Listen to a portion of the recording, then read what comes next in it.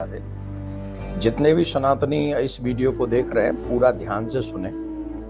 इस वीडियो में जब आप अष्टमी पूजन कर रहे होंगे या नवमी पूजन, कई घरों में अष्टमी पूजन होता है, कई नवमी पूजन करते हैं और देवी कन्याओं को जिमाते हैं।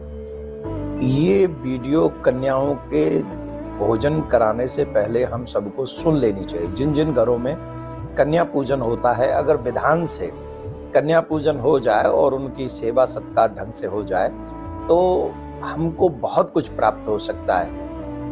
वेद व्यास जी महाराज ने ऐसा लिखा है कि अगर कन्या पूजन, कन्या कितनी आयु की होनी चाहिए, तो 5 साल से लेके 7 साल या 8 साल, लास्ट 8 साल तक की कन्याओं का पूजन होना चाहिए, भोजन होना चाहिए और निष्ठा पूरी होनी चाहिए।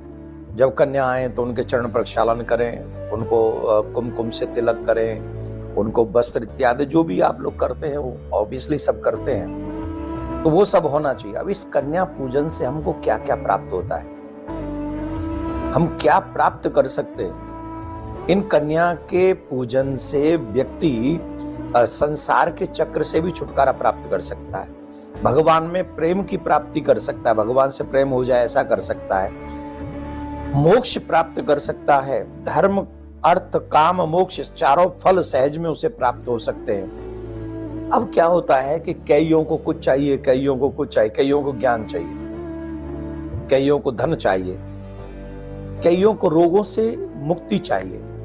हमारे यहाँ 4 वर्ण हैं, ब्राह्मण, क्षत्रिय, वैश्य और चतुर्थ वर्ग। इन चारों वर्ग की कन्याओं का पूजन करने का विधान है हमारे सनातन। अगर आप ज्ञान चाहते हैं, आप चाहते हैं कि आपको ज्ञान की प्राप्ति हो, तो ज्ञान की प्राप्ति के लिए, विवेक की प्राप्ति के लिए आपको ब्राह्मण वंश में जन्मी हुई कन्याओं का आवाहन करना चाहिए, पूजन करना चाहिए, उनके चरण प्रक्षालन करने चाहिए और फिर द्रव्य दक्षिणा देकर, वस्त्र देकर, उनको भोजन कराकर उनको विदा करना चाहिए।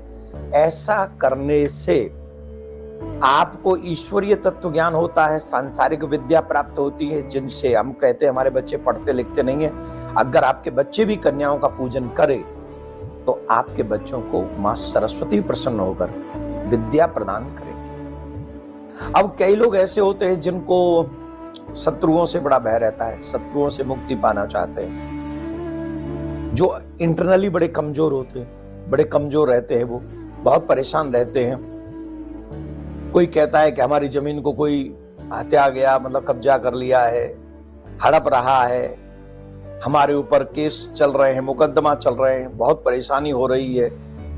इन सब परेशानियों से निजात पाने के लिए हमें क्षत्रिय वंश में जन्म हुई कन्याओं का पूजन करना चाहिए। वही 5 से 8 साल 7 साल की आयु तक की कन्याओं का आप वृद्धि श्रद्धा से पूजन करें, चरण प्रक्षालन करें, उन्हें भोजन कराएं और द्रव्य दक्षिणा देकर उनको विदा करें। तो आपके ऊपर ऐसी कृपा होगी कि आपकी जो ये परेशानी मैंने गिनाई है उनसे आपको मुक्ति मिलेगी। अब कोई लोग व्यापार करते हैं लेकिन उनके व्यापार में उनको लाभ नहीं होता है, कहीं उन्हें सफलता नहीं मिलती है, वो हमेशा परेशान होते हैं, काम रुक जाते हैं, कर्ज बढ़ता ही चला जाता है, कर्ज चुकाने में असमर्थ होते हैं। तो ऐसे लोगों को वैश्य वंश में जन्मी, मतलब वणिक परिवार में जन्मी हुई कन्याओं का, जिनकी आयु 5 से 8 साल ही होनी चाहिए, उन कन्याओं का पूजन उनको करना चाहिए विधान से। जो विधान पहले कहा गया है, पूर्व में कहा गया है, वो इसी विधान से उनका पूजन करना चाहिए, उनको भोजन कराना चाहिए, उन्हें दक्षिणा प्रदान करनी चाहिए। इससे आपके ऊपर कर्ज उतर जाएगा, मां भगवती, मां लक्ष्मी की विशेष कृपा प्राप्त आपको होगी। कितनी बड़ी बात हो गई, कन्या पूजन से कितना बड़ा लाभ है।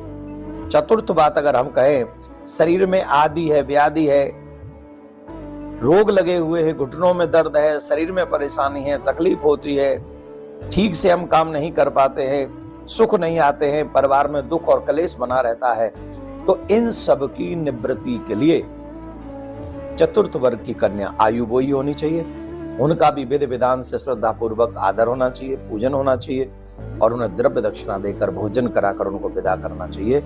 इससे माँ दुर्गा आपके ऊपर कृपा करेंगी और आपके जो आदि व्याधि है, कष्ट है, शरीर में रोग है, वो सब मुक्त हो जाएंगे। तो मेरा आग्रह है, आप सभी लोग अष्टमी पूजें या नवमी पूजें, पर इस वीडियो को ज्यादा से ज्यादा लोगों तक इसलिए पहुंचा दें जिससे जिसके जीवन में जिस चीज की समस्या है, ज्ञान की समस्या है, शत्रुओं की समस्या है, धन की समस्या है या रोगों की समस्या है, इन सभी समस्याओं का समाधान अगर आप